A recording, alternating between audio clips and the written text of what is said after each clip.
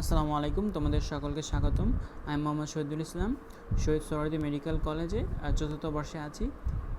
তো আজকে আমি তোমাদেরকে জুলজি চ্যাপ্টার 2 এর হাইড্রা অংশটুকুর উপর একটা রিভিউ দেব।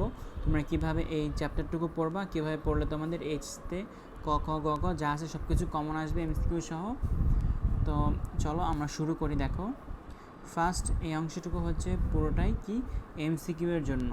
এখানে পুরোটাই হচ্ছে এমসিকিউর জন্য। এমসিকিউর জন্য তোমরা এখানে স্পেশালি দাগানো লাইনটা ফলো করবা। তো দেখো, এই পুরোটা আমার দাগানো আছে, তোমরা মেডিকেলের দাগানো বই অনুযায়ী অথবা আমারটা অনুযায়ী তোমরা দাগায় নিবা। দাগায় নিয়ে তারপরে পড়তে বসবা, তাহলে ইম্পর্টেন্ট লাইন কোনো কিছু মিস হবে না তোমাদের। তো দেখো, এরপর আছে বাংলাদেশের কোথায় কোন ধরনের হাইড্রা পাওয়া যায়, এগুলো হচ্ছে পুরোপুরি এমসিকিউ এর জন্য। এরপর দেখো, আমরা এখান থেকে কী শিখবো, হাইড্রার বৈশিষ্ট্য শিখবো, বাহ্যিক কীরকম বৈশিষ্ট্য, অভ্যন্তরীণ কীভাবে বৈশিষ্ট্য, হাইড্রার গঠনটা শিখবো, বাহ্যিক গঠন, অভ্যন্তরীণ গঠন, হাইড্রার কী কী কোষ আছে, বাইরের কী কোষ, ভিতরের কী কোষ, এগুলো আমাদের শেখার বিষয়। তো দেখো, এখান থেকে হাইড্রার বহির্গঠন, হাইড্রাকে বাইরে থেকে কেমন দেখা যায় এইটা আমাদের পড়তে হবে। তো আমরা কি করব, এই যে চিত্রটা আছে এই চিত্রটা আঁকা শিখব। পরীক্ষায় চিত্র আঁকা আসে না, বাট আমরা আঁকা শিখব, কারণ এটা আঁকা শিখলে আমাদের এটা পড়া হয়ে যাবে।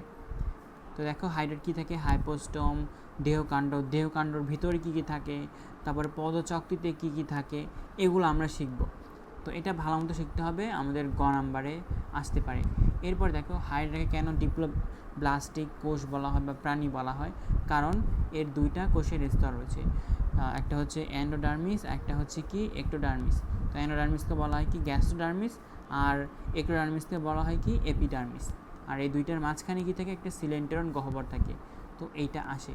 আর দুইটার মাঝখানে থাকে কি মেসোগ্লিয়া। এটা হচ্ছে আমরা নিডারিয়া পর্বে যেটা পড়ছিলাম না, সেই নিডারিয়া পর্বের কাহিনীগুলো এখানে হবে, কারণ হাইড্রা হচ্ছে নিডারিয়া পর্বের প্রাণী।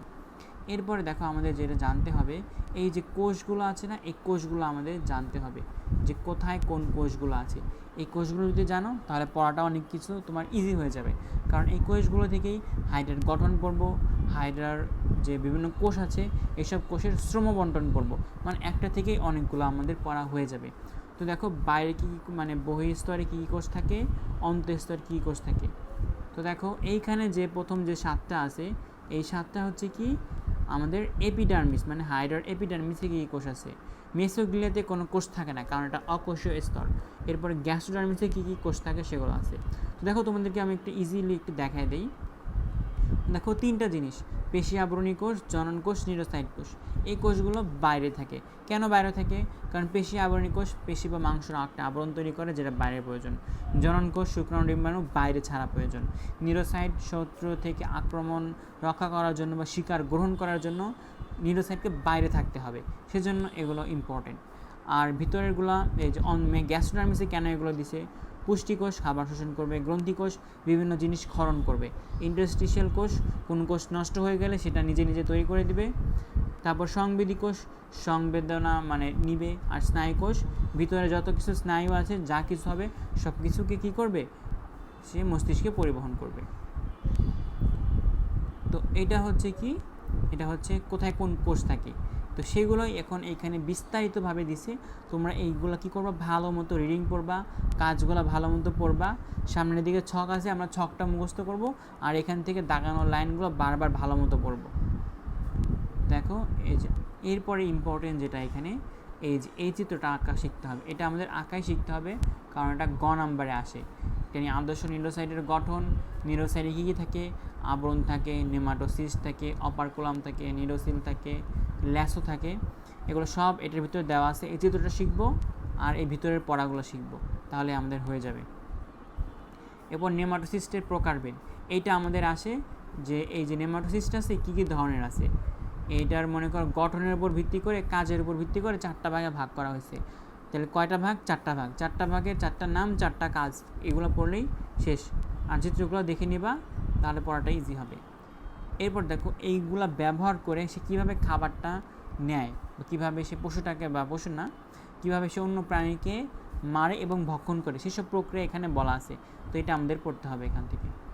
এরপর দেখো, গ্যাস্ট্রোডার্মিস বা ভিতরের কোষে কী কী থাকে, সেগুলো সেই আগের পড়াগুলো এখানে আবার আসবে ঘুরে ফিরে। এরপর দেখো মেসোগ্লিয়া আবার চলে আসছে, যে এটা যেহেতু নিডারিয়া পর্বের, তাহলে এর কী থাকবে, মেসোগ্লিয়া থাকবে। মেসোগ্লিয়া হচ্ছে একটা অকোষীয় স্তর, এখানে কোনো কোষের স্তর থাকে না। এরপর দেখো যে বলছিলাম, যেহেতু এটা দুইটা স্তর আছে, একটোডার্মিস আর এন্ডোডার্মিস, যেটাকে আমরা গ্যাস্ট্রোডার্মিস বলি আর এপিডার্মিস বলি।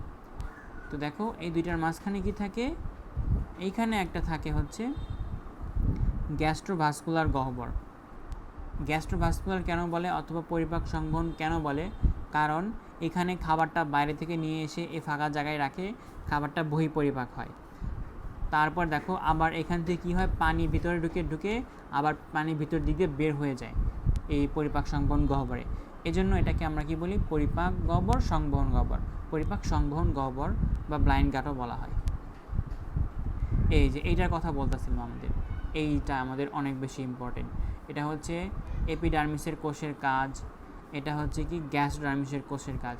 আমরা এই ছকগুলো পড়বো, এই ছকগুলো পড়লে এর আগে যা লেখাগুলো ছিল সকল লেখা অনেক ভালো মতো পড়া হয়ে যাবে। ওইখানে তো অনেক মনে করো অনেকগুলো পৃষ্ঠা মিলে অগোছালোভাবে আছে, তো এখানে গোছানো আছে, আমরা গোছানো থেকে পড়বো, তাহলে আমাদের মনে থাকবে। এরপর হচ্ছে হাইড্রার পুষ্টি। তো পুষ্টির সংজ্ঞা কখনো আসে না, ওগুলো দরকার নেই, আমরা এখান থেকে দাগানো লাইনটা পড়বো, হাইড্রা কী কী খায় এটা আমাদের দরকার আছে। এরপরে দেখো হাইড্রা কীভাবে শিকারকে ধরে, এটা আমাদের দরকার, কারণ আমাদের এর সাথে আমাদের নিডোসাইটের মানে ওই নেমাটোসিস্টের কাজটা মিল আছে, সেজন্য আমাদের এটা ইম্পর্টেন্ট। এরপরে দেখো যে আমি বললাম যে গ্যাস্ট্রোডার্মিস হয় বহিঃকোষীয় পরিপাক, তাহলে বহিঃকোষীয় পরিপাকও আছে, আবার কোষের ভিতরে নিয়ে গেলে অন্তঃকোষীয় পরিপাকও আছে, তো এটা খ নাম্বারের জন্য আসে। এরপর দেখো এইটা অনেক মোস্ট ইম্পর্টেন্ট একটা হচ্ছে হাইড্রা কীভাবে চলে, চলাচলের কয়েকটা পদ্ধতি আছে, সেই পদ্ধতিটা কি, কোনটা কখন ব্যবহার করে, কিভাবে ব্যবহার করে সেটা আমাদের জানলে পারেই হবে। যেমন লুপিং, সামারসল্টিং। লুপিং ব্যবহার করা হয় কখন, লম্বা দূরত্ব অতিক্রম করার জন্য লুপিং ব্যবহার করে। সামারসল্টিং কখন ব্যবহার করে, এটা সাধারণভাবে ব্যবহার করে স্বল্প দূরত্ব যাওয়ার জন্য ব্যবহার করে, আর এটা কি ফাস্ট বা দ্রুত চলন একটা প্রক্রিয়া। তো এভাবে আমাদের পড়তে হবে এগুলো। এরপরে গ্লাইডিং, ভাষা, সাঁতার, হেজরান, হাঁটা, দেহের সংকোচন প্রসারণ, ডুবা, এরকম বিভিন্নভাবে করতে পারে। এরপরে দেখো one of the most important হচ্ছে হাইড্রার জনন। তো কীভাবে হাইড্রার জনন হয়, যৌন জনন হতে পারে, অযৌন জনন হতে পারে। যৌন জনন কি, যে জননে শুক্রাণু ডিম্বাণুর প্রয়োজন হয় তাকে যৌন জনন বলে। অযৌন জনন কি, যেখানে দুইটার প্রয়োজন হয় না। কীভাবে হতে পারে, মুকুলোদ্গমের মাধ্যমে হতে পারে, এই যে একটা বাট বা মুকুল বের হলো এখান থেকে হতে পারে। তাছাড়া দেখো বিভাজন হতে পারে, হাইড্রাকে তুমি যে কয়টা ভাগে কাটবা সেই কয়টা হাইড্রা তৈরি হবে। হাইড্রার কোনো স্বাভাবিক মৃত্যু নাই, এটা ব্যাখ্যা করতে বলে খ নাম্বারের জন্য। এরপরে দেখো হাইড্রার যৌন জননের কথা এখানে দেওয়া আছে। তো এখানে অনেক কিছু বলা আছে, তোমরা এগুলো কিসের জন্য পড়বা, এমসিকিউর জন্য ভালো মতো পড়বা, রিডিং পড়বা, দাগানো লাইনগুলো ভালো মতো পড়বা। এই অনেক কিছু এখানে বুঝবা না, যে এই জিনিসগুলো অনেক কিছু বুঝবা না, তো টেনশন করো না, এগুলো আমরা সামনে যখন মানব প্রজননতন্ত্র পড়বো সেখানে এগুলো নিয়ে আবার এই একই ধরনের ক্যাটাগরির অনেক পড়াশোনা আছে, ওইটা বুঝে যাবা যখন, তখন এটা একদম পানির মতো ইজি লাগবে। তো টেনশন করো না, এটা পরবর্তীতে বুঝে যাবা। তাহলে এখন আমরা এটা পড়বো কীভাবে, এটা আমরা সামনের দিকে পড়বো, সামনে একটা ফ্লো চার্ট দেওয়া আছে সেটা পড়বো, সেটা পড়লে এটা পড়া হয়ে যাবে, তোমার সৃজনশীলের জন্য কভার আপ হয়ে যাবে। তো দেখো এই চিত্রমিত্র এগুলোর দরকার নেই, এগুলো পরীক্ষায় আসে না, পরীক্ষার ভিতরে দেওয়ার এগুলোর দরকার নেই। তো দেখো এই যে আমরা কি শিখবো, এইটা শিখবো, এটা আমরা ভালো মতো শিখবো, এটা পরীক্ষার খাতায় আঁকতে পারি। তো দেখো স্পার্মাটোজেনেসিসের মাধ্যমে শুক্রাণু বা স্পার্ম তৈরি হয়, উজিনোসিসের মাধ্যমে ডিম্বাণু তৈরি হয়, দুইটা মিলে নিষেক ঘটিত হয়, নিষেক থেকে আস্তে আস্তে একটা পূর্ণাঙ্গ হাইড্রা কীভাবে তৈরি হয়, এই ফ্লো চার্টটা আমরা পরীক্ষার মধ্যে দিয়ে দিব, তাহলে হাইড্রার যৌন জনন একদম ভালো মতো হয়ে যাবে। এরপরে দেখো হাইড্রার শ্রমবন্টন। তো শ্রমবন্টনটা কীভাবে পড়বা, মানে কোথাকার কোষ কীভাবে কাজ করে, কোথাকার অঙ্গ কীভাবে কাজ করে, সেই কাজগুলো মিলেই শ্রমবন্টন। তো দেখো কি শ্রমবন্টন এবং আঙ্গিক শ্রমবন্টন, কোন কোষ কী কাজ করে সেটা নিয়ে হচ্ছে কোষভিত্তিক শ্রমবন্টন। আঙ্গিক শ্রমবন্টন কি, কোথাকার কোন অঙ্গাণু কীভাবে কাজ করে সেইটা নিয়ে আঙ্গিক শ্রমবন্টন। তো এই দুইটা আমরা পড়ে ফেলবো। এরপরে one of the most important হচ্ছে মিথজীবিতা।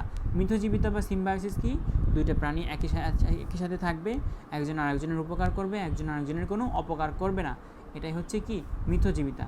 যেমন হাইড্রা এবং আরেকটা কি শৈবাল, এই দুইটা একসাথে থাকে, জুকলেরিয়া এবং আর হচ্ছে কি হাইড্রা, এই দুইটা পড়তে হবে আমাদের, এই দুইটার নাম জানতে হবে।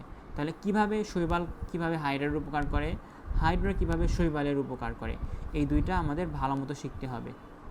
এই দুইটা শিখলে আমরা সৃজনশীলে অ্যান্সার করতে পারবো। এর পরবর্তীতে দেখো এখানে কিছু এমসিকিউর মধ্যে দেওয়া আছে, তোমরা যদি আগেরগুলো ভালো মতো পড়ে ফেলো তাহলে এখন এগুলো তোমার কাছে একদম ইজি। তো এই হলো এই চ্যাপ্টারের উপর একটা সাধারণ একটা রিভিউ। তাহলে তোমরা কী কী ভালো মতো পড়বা, হাইড্রার যে কোষগুলো আছে কোষগুলো অনেক ভালো মতো পড়বা, তারপর নিউরোসাইটের ভালো মতো কাজ পড়বা, চিত্রটা পড়বা, তারপর হাইড্রার জননটা পড়বা, অঙ্গজ জনন, যৌন জনন, তারপর প্রকারভেদগুলো পড়বা। এরপরে আসে কি হাইড্রার শ্রমবন্টন, এইটা অনেক বেশি বেশি আসে। তারপরে আসে কি এই যে কিছুক্ষণ আগে যেটা পড়লাম দেখো, এই যে সহ বা মিথজীবিতা, এই জিনিসটা কি, এই জিনিসটা পরীক্ষার মধ্যে আসে। তো সৃজনশীলের জন্য খুবই অল্প পার্ট প্রয়োজন, ওগুলো পড়লেই হয়ে যায়। আর ক খ ক জন্য তো অনেক কিছু বললাম ভিতরে, যে এটা কিভাবে কাজ করে, ওইটা কিভাবে কাজ করে, এর কাজ ওর কাজ, ওগুলোর ভিতরেই মেইনলি ক খটা চলে আসে। তো আজ এ পর্যন্তই থাক, নেক্সটে আমরা আবার অন্য একটা চ্যাপ্টারের উপর রিভিউ দিব, আশা করি তোমরা বুঝতে পারছো। তো বেস্ট অফ লাক, সবাই পড়াশোনা করতে থাকো। আসসালামু আলাইকুম।